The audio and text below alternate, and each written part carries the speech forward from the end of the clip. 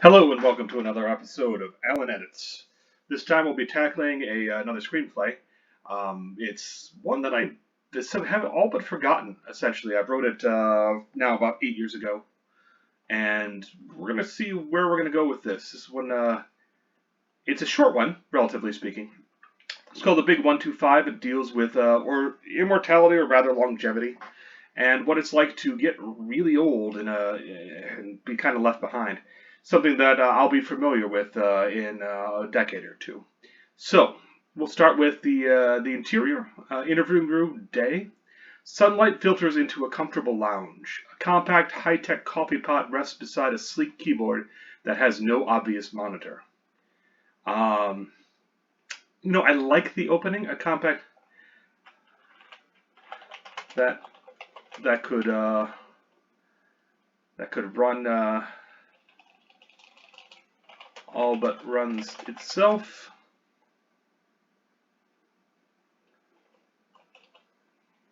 Rests beside a sleek notebook. So, we're in the future. A loose horseshoe of couches occupies the middle of the room. Jack, with a century in his bones if not his flesh, absently scrolls through an electronic tablet as bizarre headlines such as XTOX qualify and SVR served are revealed. A bell chimes softly.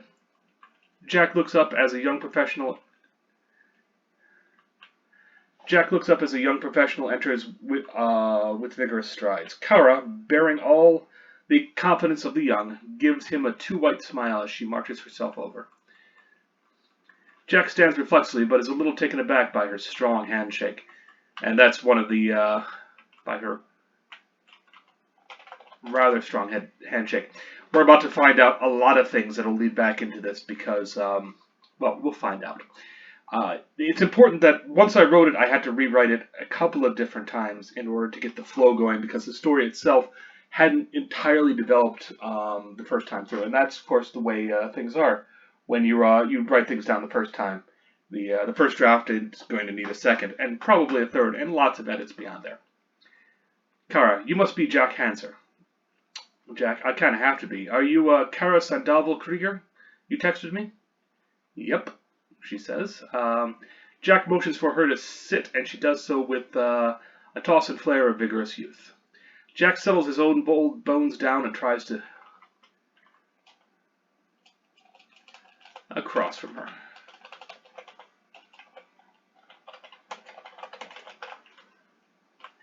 All right. Now, Kara, now you were born in 1975, almost 125 years ago? Jack is uncomfortable. My birthday is next week, so yeah. Kara, something wrong? Jack, I expected more chit-chat. Who do you work for? Why are you doing the interview? Stuff like that. Kara, I linked to my bio. Jack, yeah, but hearing it is, well, let's just say I'm old-fashioned. Kara crafts a smile. Right, I haven't talked to a first waver before. Like this before. Most are double gators.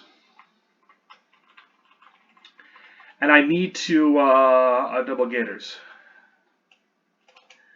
If they even use gates anymore. Yeah, most are. Most are. They live in the last century. They live in the last century. Kara, well, with a new century rolling in, people want to remember the old. People do want to remember the old. At your age, you remember, well, what was your first memory? Jack, don't you have to record this? Kara points to her ear. Snapline, last year. Do you want me to do the intro now? Get you in the mood?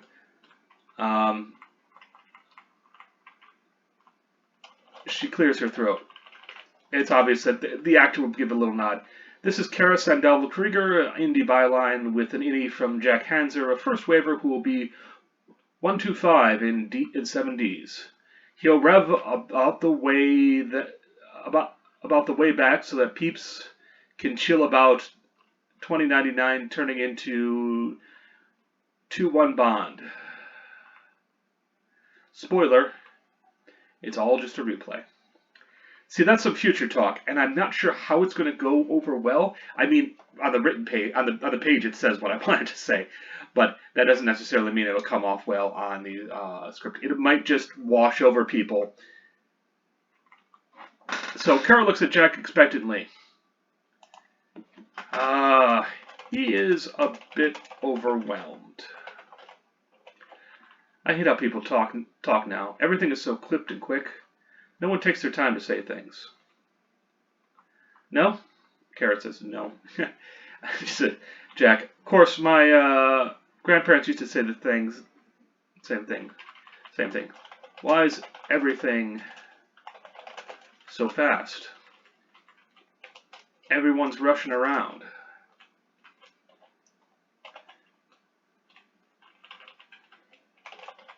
About who needs so many lights or all these cars? And what are these computer things? They share a laugh. Jack, so yeah, it's all a replay. Or to quote someone from my time, it all happened before and it will all happen again. Kara, oh, I love the Battlestar. Which series? TOS? Jack, the Galactica one. Kara squints. Not the very first one. I was too young to remember the Cape and Dog show. Except that it was low budget and seemed pretty silly. Yeah, there we go. But when they redid it the first time, I was hooked. Kara, do you have a link? Jack reaches for his tablet. Kara gives a little sigh. No implant? Jack, I've got rejection syndrome. Kara, really? No spares kidneys? No spare kidneys then?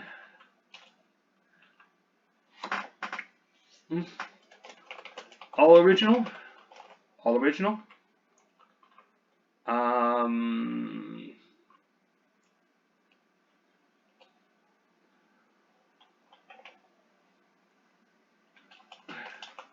Oh, I think it's to an interesting. That's a ship of Theseus. Argument. I can do straight cloned tissue. So that's a ship of Theseus argument. And I don't spell argument correctly. All right. So, parenthetical. She gets it. Now, what's important to note is that, and the bits are never all that, but the bits are never all that great. Since I got locked in so late. There we go. You are a first waiver for sure. First on the block.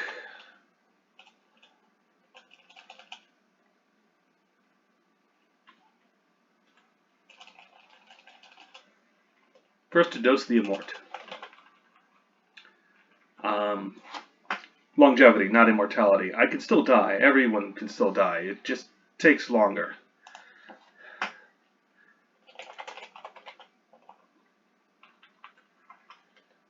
So, Kara, anyway, you got dosed. It was expensive. How'd you manage? Jack, what? Won a raffle. One lucky winner per state. Supposed to make people less pissed at all the rich folks who could straight up buy their way in. Kara, but that didn't work, did it? Nope. Jack says. There were riots. Plenty of stuff got torched. Even the cops pretty much stood back. Since they weren't getting any either. You know, some people hope that if the wealthiest could live longer, that would make them care about things and not try to just not try to indulge them. Just try to indulge themselves. Didn't work. People are assholes. Even if you aren't going to die by the clock, that doesn't change who you are. Kara, did you participate? Jack, nope. I have better things to do. Kara starts asking. Next question.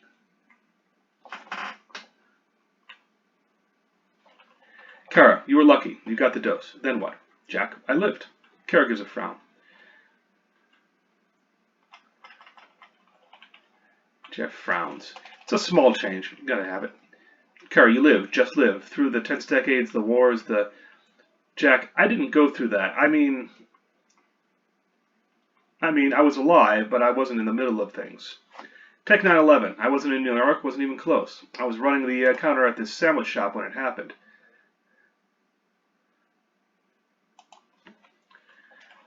Had just opened up for free bacon day when my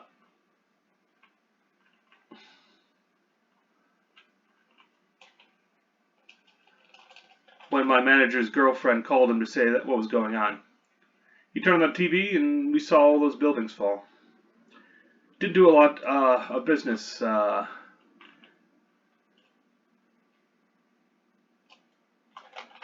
They went to hell. Hell from there.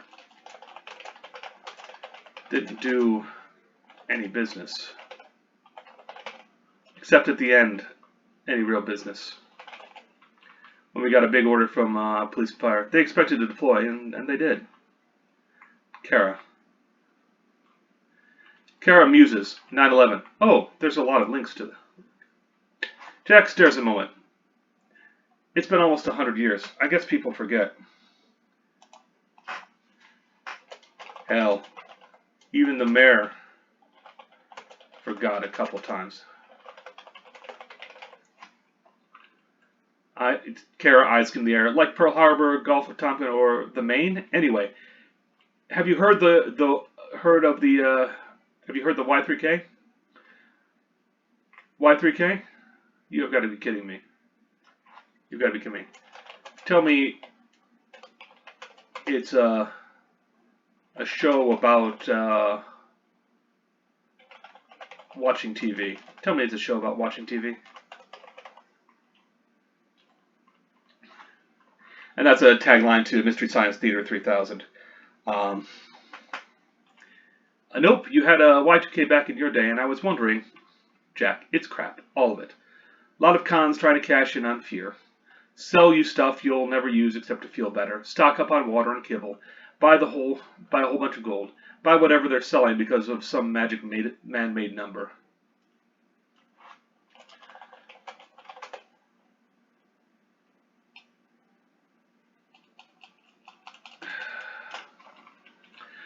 And Kara says, well, the start of the 22nd century is in January, and so people are... No, it isn't.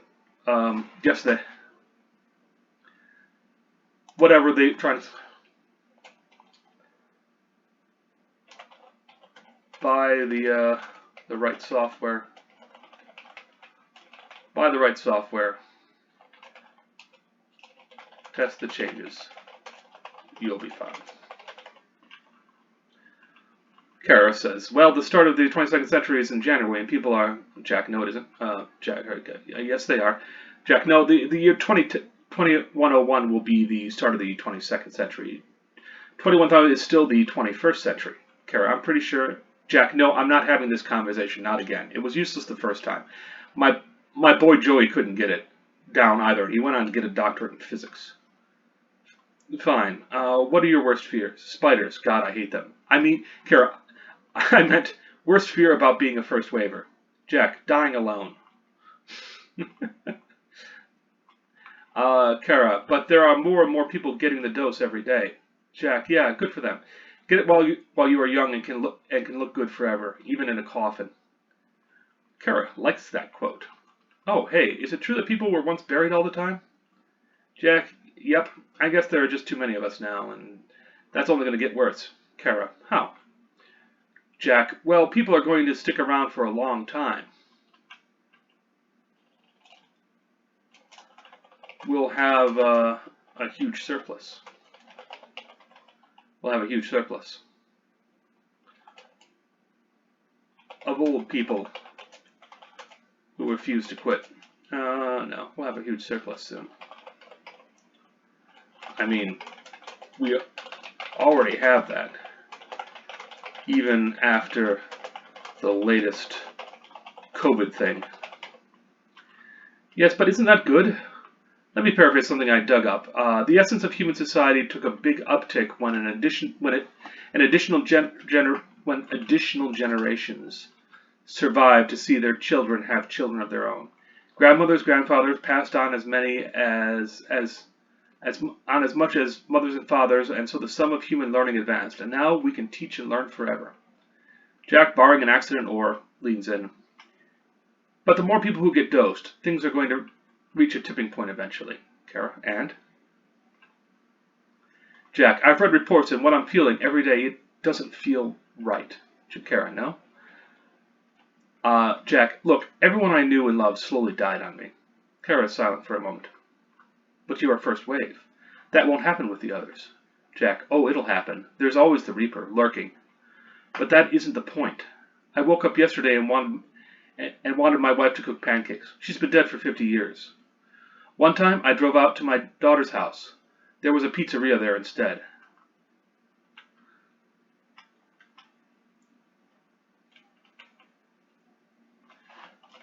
At least I think it was a pizzeria.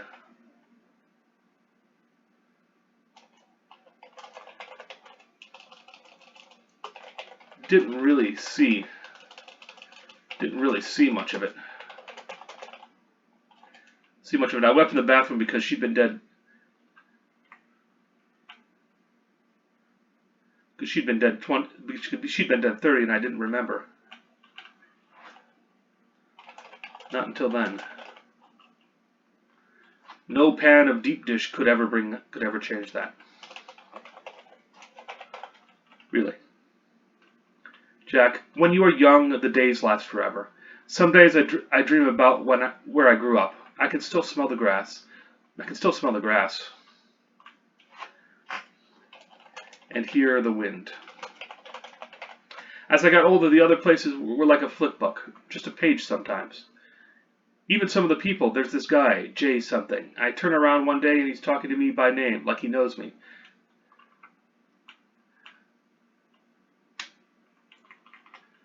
Jay something.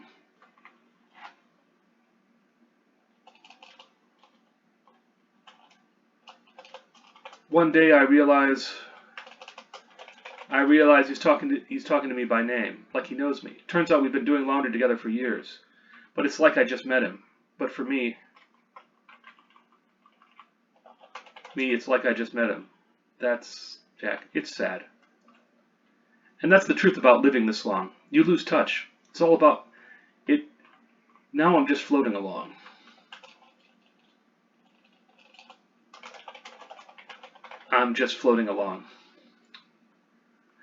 Carol leans in. Here for the changeover, her offer, she revs up to accuse him of the same infamous uprising commander called Midnight. I have some ideas, apparently, that I never fully developed. That's fine. Carol, what if you could change that? Jack, huh? What if you could reset the mind as well as the body? Jack, what? I know somebody who's on the wedge of neurology. She can remove memories. Some of them, anyway. Jack, why would I forget who I am? Carol, you wouldn't lose everything. Just a lot of the nothing parts you drop anyway. Jack, the nothing parts? 1,000 wake-ups and all these bowls of kib. 1,000 wake-ups and all these bowls of kib. But you'd have space. You could make friends again. Be young again. They just keep dying at me. Kara, not for much longer. Once everyone has the shot, we'll be all around. Thoughtful silence falls. Jack shifts nervously. So this is just someone you know. Kara, yeah, I've got the link. You interested? Jack, why are you offering? Kara, because you sound like you need it. Jack doesn't believe her. Because it will make a more interesting story than some sad gray ranting about how things used to be. Like his Gramps did. Jack, can I think about it? Kara, sure, you've got time. Kara glances at Jack's tablet, which pings with a "you've got mail" vibe as she stands to leave. Jack rises as proper, but by reflex. Kara, just don't forget. She stresses him and heads out. Jack watches her go, lost in thought. He turns towards his tablet, then reaches out a hand.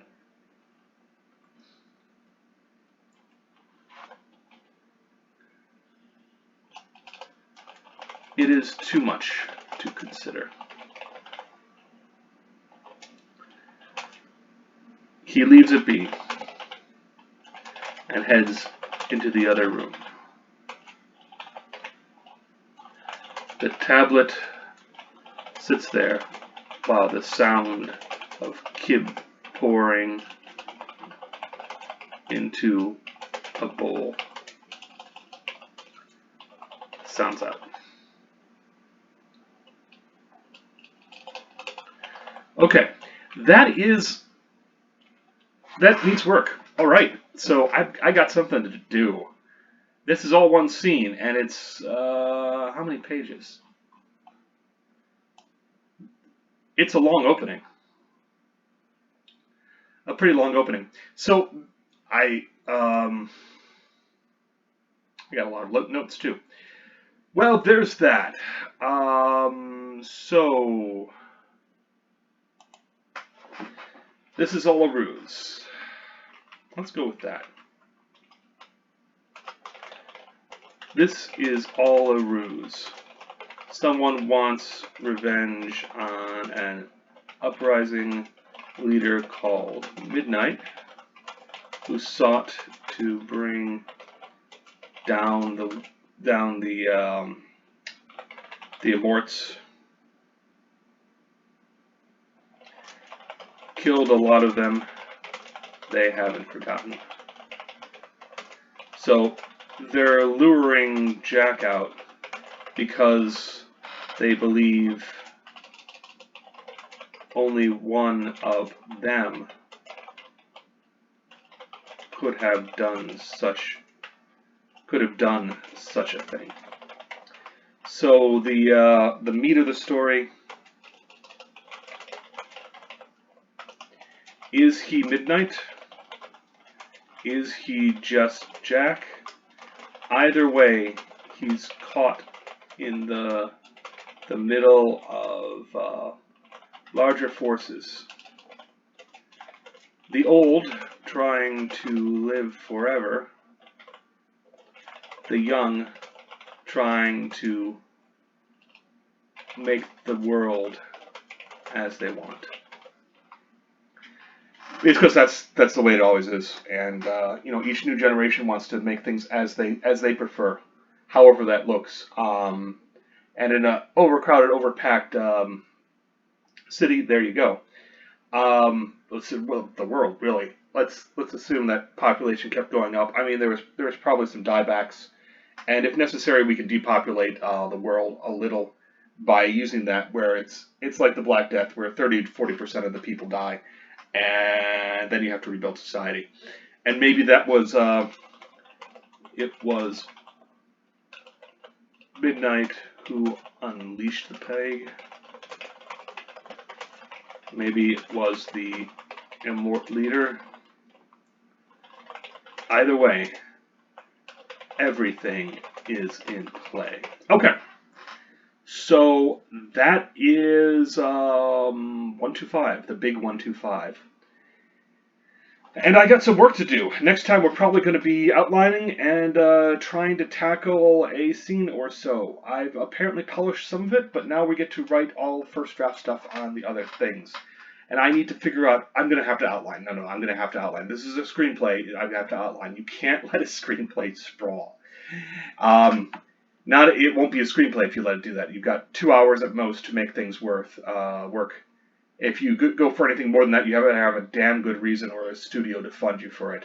Because you can get away with it. You can make 3.5-hour epics, sure.